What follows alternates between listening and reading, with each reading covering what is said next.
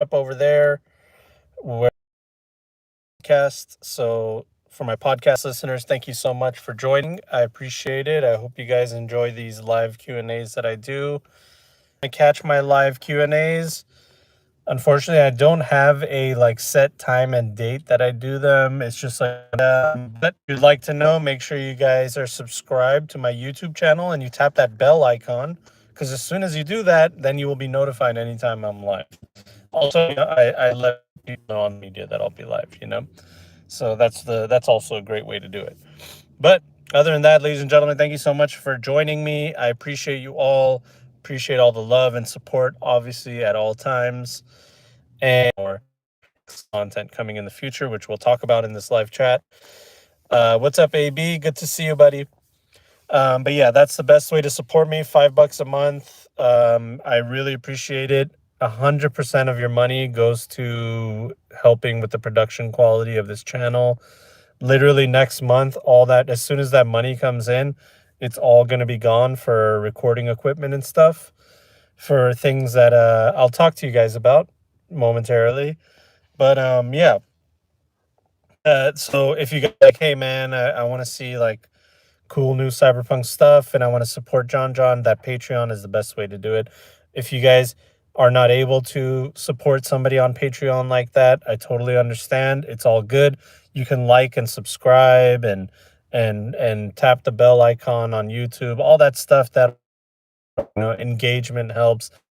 You guys know how those AIs work, right? Those AI algorithms, that's how they work. If you look at the video, you click on a video, you comment, like all those things are different triggers for the AI. So for all of you that do that, I greatly appreciate you all. Thank you so much.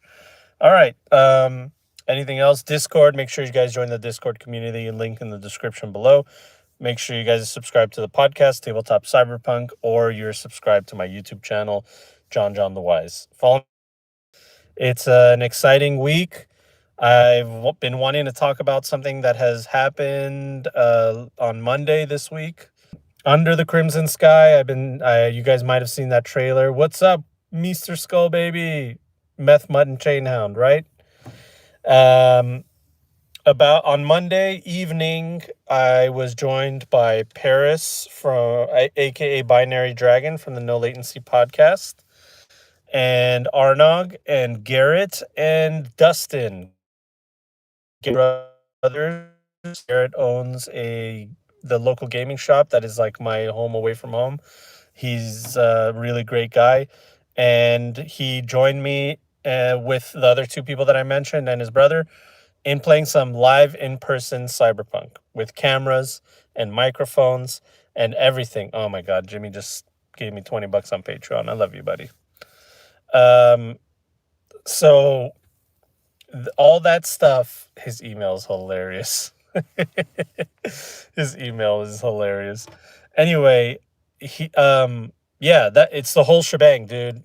Wannabe Critical Role, but Cyberpunk edition. We had cameras, we had lights, we had microphones, and we recorded, we hung out, we made characters, we talked about Cyberpunk, and it was a sauna in that room for sure. So we're trying to figure out how to not die in that room. But dude, man, it's happening, guys. It's happening. We got our group. We're set. It was a lot of growing pains. The microphones were not. The microphone situation was not that great. Know how to fix it. The video situation was horrendous. That session, I recorded it and I have to edit it, and there's audio and there's all kinds of stuff that's going on with it. Honestly, it's not a good product. I'm just gonna tell you that right off the bat. What's up, Jimmy? Love you, buddy. Thank you so much for your pledge, dude. I appreciate you, Presidente. Let me know if we're back, guys. I just want to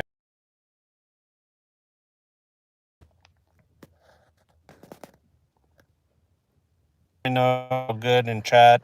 Just give me a yep, we're good, thumbs up, something. I just want to make sure we're good. My internet's kind of wonky over here. I'm out in the elements.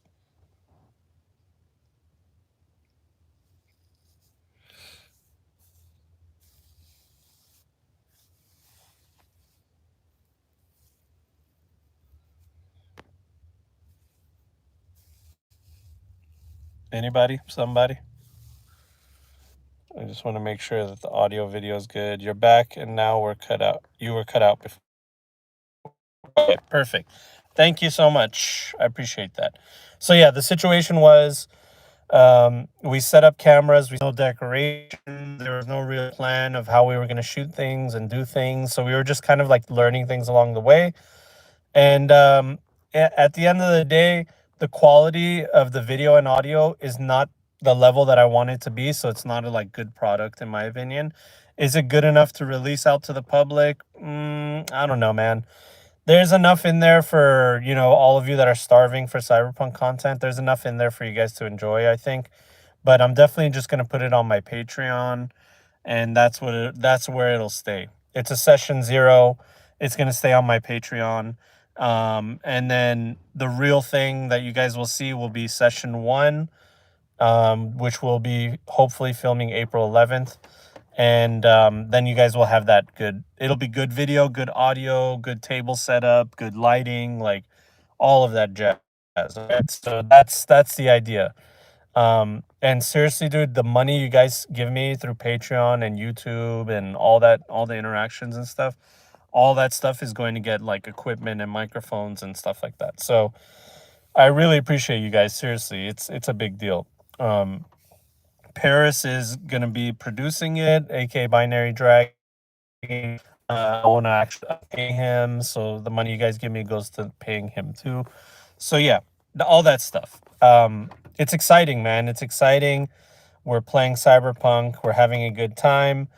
Really, I just wanted the session 0 to be us like hanging out, meeting each other. I know all of these individuals separately in my own way, but they don't know each other. So I have to try to make sure that their dynamic is good. And really, that's all I cared about. I cared whether people would connect with each other and it would be okay. Turned out that it was fine. The only problem was the audio and video, not the people. The people is great. The location is okay. The audio video needs to be worked on. So that's good news. All right. So you guys stay tuned for that.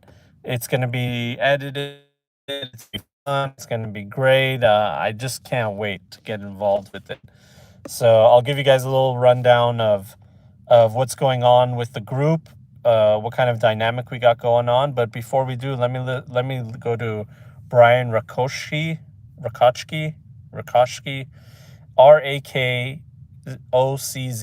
It's definitely a Polish last name, I think. Definitely, I think. He says, "Hey, John, my players and I have been trying to wrap our heads around why Big Nux counts as a melee weapon and doesn't help with brawling at all." All right, here we go. This is a age-old question. We house ruled that it adds 1d6 to brawling since thoughts. So the Big Nux are a melee weapon, if you think about it. It is something that you use as a melee weapon. What's up, Bronx? And I completely understand the logic of chopping a guy, and my hand is literally a sidearm with blade at like it would. If you're good at karate chopping people and your hand is made of a blade, then I would say, yep, that makes sense. Logically, you should be doing more damage, blah blah blah. Game balance does not dictate that though. It's not just like black and white thing and then combinations of skills. We're gonna have things where like the skills are imbalanced. As he is one of the game designers for Cyberpunk Red, and he was one of the people that decided to do this specific thing that we're talking about. Now, I will preface this, which I didn't preface. I already started talking about it, but I should say, if you wanted to do some kind of homebrew where you're adding extra damage because you're using Big Nux, I say go for it, dude. I think that's fun. It's interesting. It makes your player feel good. And if it overall feels good, then just do it. You know what I mean? But there's also something to be said about your player not investing any IP or money or anything into the melee weapon skill, but they still want to use a melee weapon. It's kind of like you can't have you want to have your cut your cake and eat it too. Is that what it is? Have your cake and eat it too? I think that's what the saying is. But the idea is like, hey, there's a cost for everything, and if you want certain things, then you got to pay for them. And if you don't pay for them, then there's an imbalance, basically. It's like you have one skill that does more than one thing, and does more than it is designed to do, but you haven't paid the cost for it. So that's a problem. That's an issue. But to be honest with you, it's not that. Yeah, have your cake and eat it too. Thanks, Bronx. Yeah, it's not that big of a deal, to be honest with you. Adding 1d6 isn't going to break the game, I don't think. And if you want to let your players do something like that, then do it. Just do whatever works at your table, man. So don't worry about it. I think it's a good idea. I think it's a fun idea. I like logical things like that make sense. Like, but if you guys ever played Cyberpunk 2020, then you know how out of control it can be to take martial arts and a cyber limb. That was literally one of the ways to like break the game. You did like 7d6 damage or something like that. It's like a crazy number. The cyber, you take martial arts, you take taekwondo, you take cyber legs, and you literally kick people into another dimension. And that was a big problem in Cyberpunk 2020 as far as like power gaming goes. So I guess they just wanted to address it and made it so like, hey, if you wanted to be a big, powerful martial artist that can kick somebody into the shadow realm, then you got to pay for it. It's a times two cost skill. It's an expensive skill, and you got to have a high body. So that means that a starting character cannot do that unless you go the baby shark or daddy shark, the thing that I have in my YouTube channel.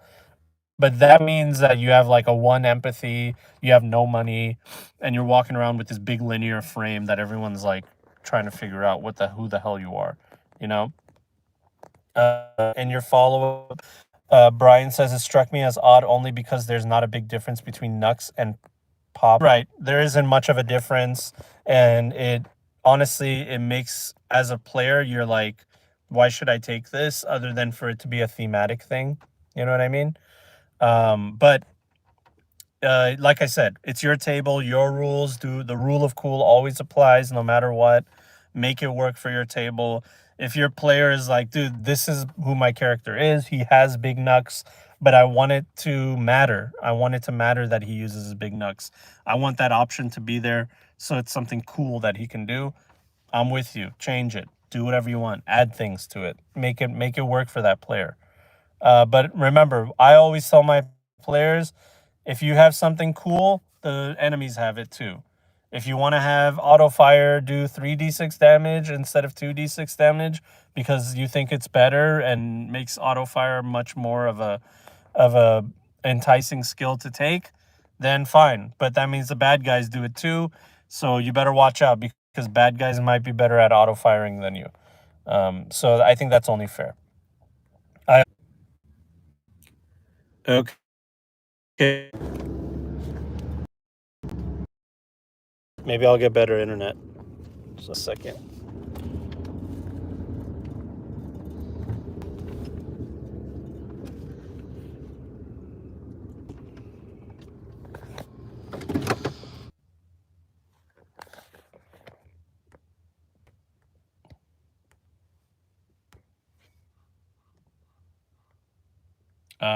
I think we're good now.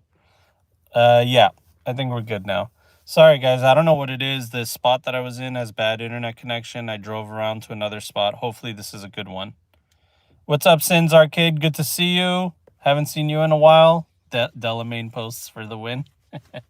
I do kind of look like Delamain with the beard, don't I? But yeah, that's it. Should be good. Let me know. Baby, come back. You can blame it all on me. What's up, Steven Odinson? So yeah, that's the situation. I don't really do cosplay. I'm not really into it. I feel like when I do it, it's cringe or it's funny or it's just hard to take it seriously. And I don't know. I'm not into that. But hey, when other people do it, I think it's cool. I think it's really cool. There's a lot of talented cosplay people, like that whole cosplay thing. It's awesome. I like it. And I give mad props to everybody that's into that world.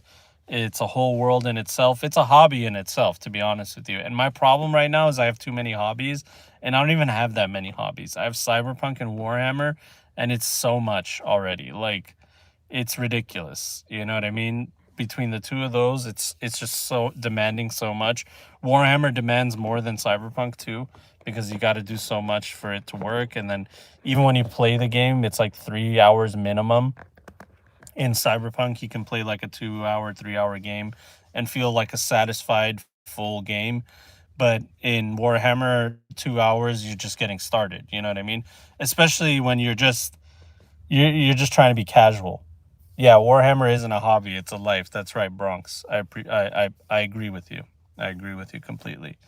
So anyway, let's get into the dynamic of the group under Crimson Sky. Under the Crimson Sky, that is the game that we're playing. It is amazing. It's a seriously really good. Cyberpunk Red app just released a new feature where you could print your character sheet. So you make your character on the app and then you could print that sheet out. It's insane. So the Cyberpunk Red companion app is there. Is one of our sponsors. Green Tower Games, the local gaming shop that Garrett owns. Are you guys having more stable internet with everything stable? Son of a bitch. No. Don't do this. Son of a bitch. No. Don't do this. Okay. I think it's doing better. I'm not sure. I apologize, guys. I'm sorry. I wish I could do something about it. If I was at home, it would be better, right? And then on top of that, we got a charity that is connected to the game called 50 Legs, 50legs.org. It's a really awesome charity that goes around giving prosthetic limbs to kids and adults all over the United States, maybe the world too. I'm not exactly sure. But they are involved. It's great. I love it. And yeah, so there's that. Other than that, let's get into the nitty gritty of the players. So we'll start with Arnog. Arnog decided to make Wild Blood, which is a character that I've known for many years. It's a character that he loves playing. Wild Blood is a fixer, booster ganger that had to run away from Night City and is now in Texas because basically his boss slash mentor told him, hey, there's money to be made there. There's things to be done over there. And he headed over to Texas to see what it's all about. Paris, aka Binary Dragon, is playing a netrunner named Binary. Okay. We don't know really too much about Binary other than he's on the run as well. I think he left Night City to get away from some people that are trying to kill him. He has some information. That's what it is. He has some information on a corpo that is trying to kill him. He ran away. The corpo doesn't really want to kill him, but they want to capture him because they need to know where that data is. That data is very important. So he's a net runner on the run in another state, in another world, basically. The other two guys, they're two brothers, Garrett and Dustin. Garrett owns Green Tower Games, which is the gaming shop that is my second home. And Garrett is playing Blue, who is a nomad that is part of a nomad family that has something to do with snakes. I forgot the exact origin of it, but they are all named after different snakes. Oh yeah, he's Blue Copperhead, and then I think there's another guy that's a different snake name. But they specialize in transport and deliveries and stuff like that. So he has a motorcycle. He's a nomad. He's a native Texan. So he's, unlike the other two characters that I mentioned, he is somebody that knows the area, and he's a part of the area. So anytime there's like area checks that we need to do, I give him positive modifiers. Same with his brother, who is playing F-150. F-150 is a tech that lives in Texas. He used to work for corporations, I believe. He used to work for a lot of people, and he's very well known. And he's kind of like a drunk, or maybe not a drunk, but like kind of aloof. And it's caused him to be like a freelancer because like he can't nail one job. and he doesn't really care to nail one job. He just wants to be able to always be working and have money coming in. And that's basically what he does, is like he finds places to go and be a tech. Now, I didn't know how I was going to introduce these guys. I didn't know how they were going to start working together, especially with Arnog. Arnog's character he plays a fixer that doesn't trust anybody. He thinks people are out to get him at all times. He's a booster ganger, from the Red Hot Axe Boys, Night City gang since the 2020s. And he is playing a character that when we started playing Cyberpunk 2020, he played that character as like a young 20-year-old that was wild and murderous and savage and crazy. And now he's playing that same character like 15, 20 years later, 25 years later. He's older, he's much more mature, and he's wiser, but he's a hard mother effer, right? So that's how he's playing that character. And it was clear to me that that character is going to be really difficult to introduce to the other ones. I didn't have any conversations with Arnog beforehand. I didn't tell him like, hey, please play with everybody or anything like that, because I just wanted to see how he wants to play a character and see if there's anything I can suggest to him to maybe be diplomatic. I don't want to compromise what makes him happy about his character by telling him how to play it, but I wanted to see like an example of like what he thinks is the right way to play his character, before I make any decisions or anything like that. So the story started with him trying to get a hotel room.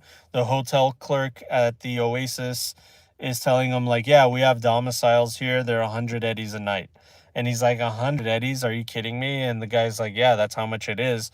In comes Binary, who has interface plugs in his hand. So he literally just puts his hand on the computer and is able to hack it. And that's basically what he did. He came and he distracted the guy, asked him about the clock behind him. And the clerk looked behind him, and then Binary put his hand on the computer and rolled really well for his stealth and rolled really well for his electronic security. And he was able to basically get both of them rooms for free. And this basically told Wildblood, oh, okay, this guy isn't, who is this guy? Is he trying to kill me? Why is he doing something nice for me? He doesn't even know me. He doesn't trust him. And he told him off the bat, you don't even know me. Why are you doing this? And, after they got their room key and they're having their conversation, walking to their room, he basically tells him like, look, I need friends. This is what Binary says. He says, I need friends. And it looks like you're not from around here either. So both of us are not from around here. Why don't we stick together and make sure that we look out for each other, because we don't know anybody here, which is the truth. They don't know anybody here. And Wildblood decides to himself, perception check. Hi, I'm from Finland, fan of Cyberpunk 2020. Good to see you, JPorta81. Thank you so much for your support. Great to see you here. I love Cyberpunk 2020 as well. And so the Wildblood decided, I want to do a human perception check. I want to see what's going on with this guy. He does it. He passes it. And he can tell from a really high roll that this guy's not out to kill him. And it was actually a funny interaction. He's like, I want to know if this guy's trying to kill me. He rolls really high and I go, okay, Binary, are you trying to kill him? And he says, nope. And I go, he's not trying to kill you. It was funny, man. Anyway, that happened. Then they walk by. They see F-150 and Blue having an interaction. I don't want to give away the whole thing, because if you guys are Patreon members, you can see the whole interaction. It's funny. We laughed and everything. I'll have it up on the Patreon. But anyway, they just connect with each other, and I decided to give them an easy mission, an easy thing that'll get them going.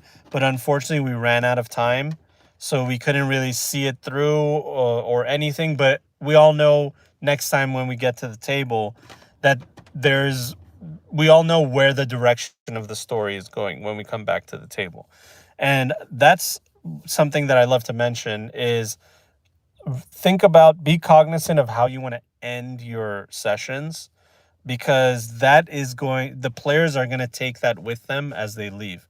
So if you're like, all right, anyway, so we're out of time. Yeah, we'll come back tomorrow. We'll come back next week. We'll try to figure out what to do next. They have nothing to look forward to. Everything's up in the air. It's ambiguous. There's nothing. They're not racking their brain about how their character is going to get in and out of these kinds of situations. Blah blah blah. In my example, the characters are like, they know what they're supposed to do. They have a mission or a job, and they have a dynamic. They've learned about each other's characters, and they have a direction that they're going in, which is east. But that's neither here nor there. But they have a direction, metaphorically, of where the story is going to take them. So that puts them in a position where they're thinking to themselves, okay, we're going to be doing X, Y, and Z. So how am I going to be doing this? How's my dynamic going to be? How am I going to be interacting with these other characters? And that's basically where we're at with that. So it's exciting. I'm excited to get together again, for us to play, for us to make it happen. And man, it's wild to think the possibilities of the things that you can do when you're playing in person. Playing in person is just so good, guys. It's just so good. It's seriously, I've played Roll20 and found I'm a big proponent of Foundry and online gaming. If there was no online gaming, I wouldn't be playing Cyberpunk for the most part. I wouldn't have had so many hours under my belt in the game. So it's a valuable resource. There's no price on the resource of online gaming. But being in person, rolling real dice, talking to each other, interacting with each other, that's it, man. That's the way it's supposed to be. I know that there's this great debate of like online versus offline, but I think we would all agree we all do offline or online when we can't do offline, when it just doesn't work because of whatever. You're in a different country, I'm in a different country, work schedules. It's easier to end the game at a certain point, and then boom, I'm in my house. I just go to sleep. You know what I mean? I don't have to clean up, get in my car, and drive back to my house. So I get all that. All that is understandable, but being there with each other, talking, interacting, feeling each other, that's how we interact as human beings. Okay, that's what we're used to. We're used to body language, we're used to eyebrows raising up, and the dynamic of like who's supposed to talk next is so much more fluid in person. In Discord, it's like we talk over each other because we don't see the social cues of like, oh, this person wants to talk next, so let me just let them talk. Instead, we talk over each other, and then it's like, oh, let them talk. No, and then they're like, no, let you talk. And then there's this like awkward silence, and then it's like, oh no, you go ahead. No, no, no, you go ahead. No, no, you go ahead. Da, da, da. And it's like it sucks. That sucks. It's a dumb, stupid situation. It's frustrating. So I totally get that. But in person, all of that is gone. It's comfortable. It's fun. So yeah, I'm looking forward to it. It's going to be great. Other than that, my Patreon game is a little bit on pause. One of our Patreon members is a freaking legend, dude. The guy is hopped into a plane, okay, and decided, I'm going to the Ukraine to train people because I have military experience and first aid and stuff like that. I'm going to train people with whatever I can. So he left his family and got on a plane and volunteered his time to go and help train people in the Ukraine. Oh, total legend, dude. Total legend. So he's left our group indefinitely until he comes back. Obviously, that spot on the table is always there for him. And it's wild, dude. But honestly, he left at like the perfect time because like we were just about to start the campaign. We just started it. We got into it. You know that if you guys ever played Final Fantasy VII and you finish that whole beginning arc and you leave Midgard and then you get that open world, you hear the theme and you see all the open world, the grass and everything all around you. Or even in Skyrim, after you do that whole battle of Helgen with the dragon, and then all of a sudden you're just like out there and it's like, okay, go. That's where they're at in the story. Something happened, they got exiled out of the nomad encampment, and now they're out there in the elements, and it's like, okay, campaign has begun. Get to it, ladies and gentlemen. And that's where we're at with them. That's where I'm at with my other group. So now I'm in a position where I just need to make sure that I fill up content for our campaign, which I think it'll be fine. I think it'll be just fine.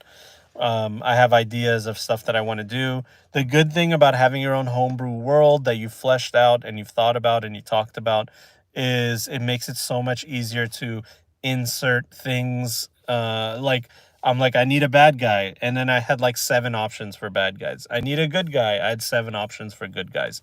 So I just pick one from each column, put them together, and boom, we got a story happening. You know what I mean? So the fuck was that?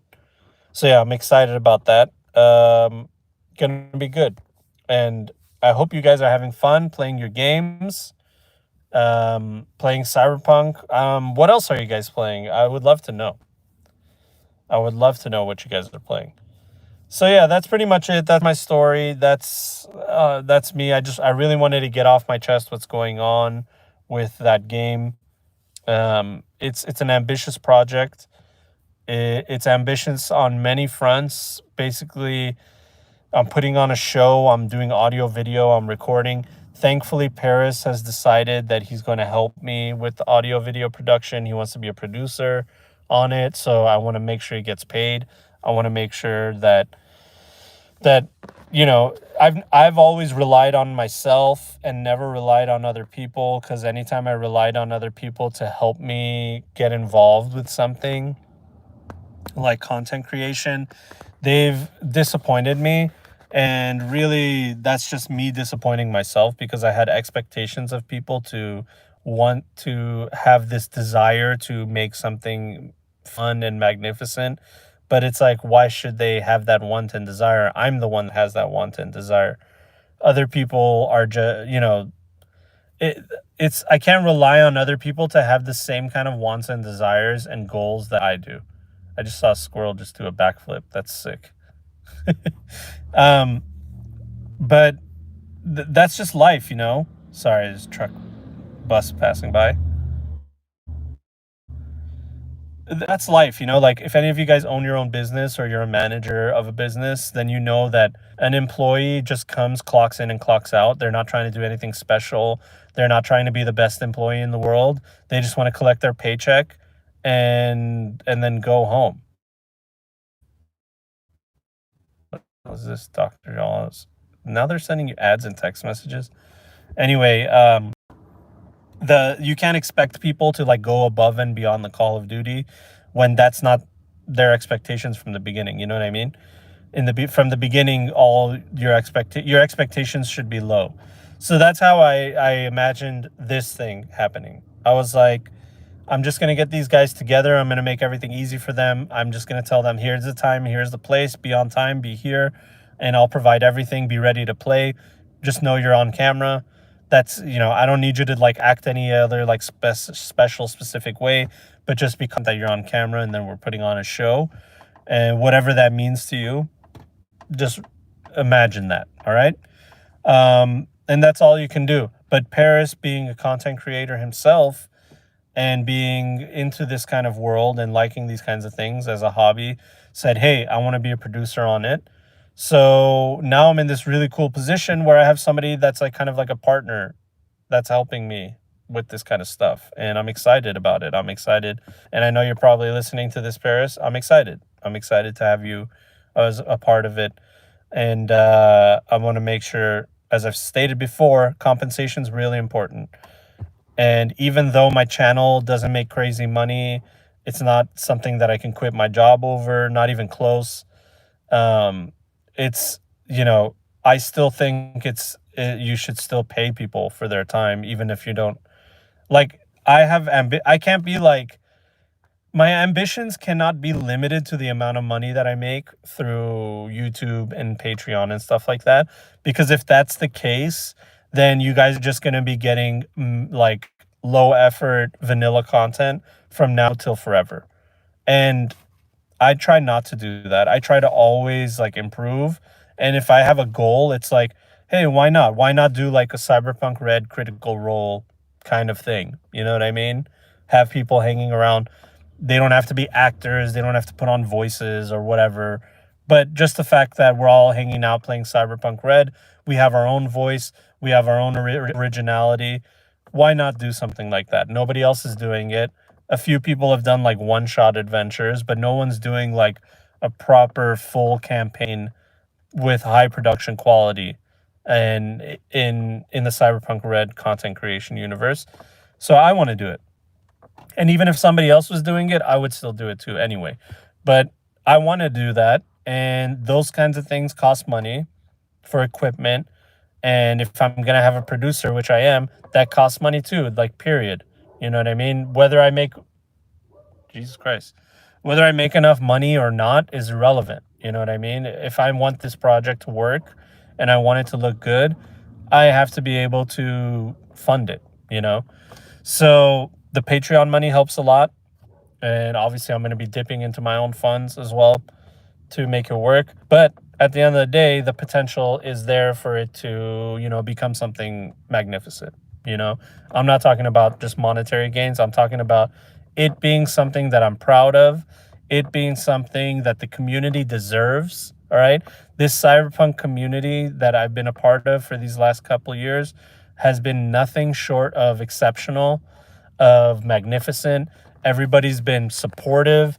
Everybody's so positive, and you guys deserve a good product. All right, you guys deserve to see the creators of your game and interacting with you, the content creators upping the quality of their production and really taking it seriously. You guys deserve all that because of all the positivity that you've been giving. Any fandom deserves it, okay? Whether someone's going to step up and do it for their fandom is up to, the gods or whatever you want to believe. It's like, I look at all these other fandoms, like you guys know, I've said Warhammer 1,000 times. I'm looking at Warhammer, they can actually quit their jobs and do Warhammer content full time and make money from it. I've seen a lot of them that have quit their jobs and they're like, this is what I'm going to be doing full time. And that's a beautiful thing, man. The people that created the game love it. The people that play the game love it. It's like a positive, net positive all around. And it's a beautiful thing to see. And I can only hope that the same thing will happen for Cyberpunk Red or Cyberpunk in general, because our Telstorian deserves it. We deserve it. And I'm just working for any money to. By the way, guys, if you guys are watching me live and you're all right, counter started going back up. I think we're good. Internet was buffering for a second. Steven says, you have to take pride in your work. It's about representing yourself, in my opinion. Yep, I agree with you, Steven. Thank you so much. Spastic Twat. Hey, John, finally caught you live, LOL. Just wanted to let you know you got me into Warhammer, and I'm having a blast painting. Oh, man, that's wild. I can't believe I got you into Warhammer. I'm sorry, man. I'm so sorry, but I'm glad you're having a blast painting. I say sorry because of how your wallet is going to be crying and how your wallet is going to hate me. But really mean is that's awesome. That's great. I will enjoy it. Maybe someday in the future, like painting stuff too, Warhammer stuff. Who knows, man? Like I said, I have so many ambitions, but right now, all I care about is this live play thing working out. You know what I mean? Maybe it'll bring people to the hobby. Maybe it'll grow the community. Maybe it'll unify the community. Who knows, man? Or maybe it'll just flop. Maybe people will be like, we just are not. We don't like it. It doesn't matter. I'm still gonna do it and hope for the best. I think honestly, if it's being consistent with all the things that I've done, most people are gonna be like, yeah, this is great. Go for it. Keep doing it. And Twat, for that here into Warhammer and your painting and all that stuff. I love it's so fun, man. I just finished Abaddon. I'm about almost done. I just have to finish his base and he's done. But yeah, that's pretty much it. All right, guys. Thank you so much. Seriously, I really appreciate all of you and your support. Remember, your money goes a long way for the Patreon. It helps me get equipment. I have a whole Amazon cart of stuff that I need to buy for the podcast, for the show. So as soon as that Patreon money comes through, all of it will be gone to buy equipment, and that's the kind of love and care I'm putting into this project. So I hope you guys really appreciate it and you enjoy it. And it makes you want to donate to 50legs.org, which is providing prosthetics to kids and adults all over the United States, maybe the world. I don't know. I forgot. But they're definitely giving prosthetics out to people for free. That's what they do. And what's more cyberpunk than giving people cyber limbs for free, right? All right, dudes. Have a good one. Thank you so much. I appreciate you all. Love you all. Have a wonderful day. We'll see you guys next week. Tap the bell icon so you know when I'm live. Subscribe to the podcast. Subscribe to the YouTube channel. And make sure that you guys stay tuned because good things are coming. All right? Love you all. Happy gaming. I hope you roll crits.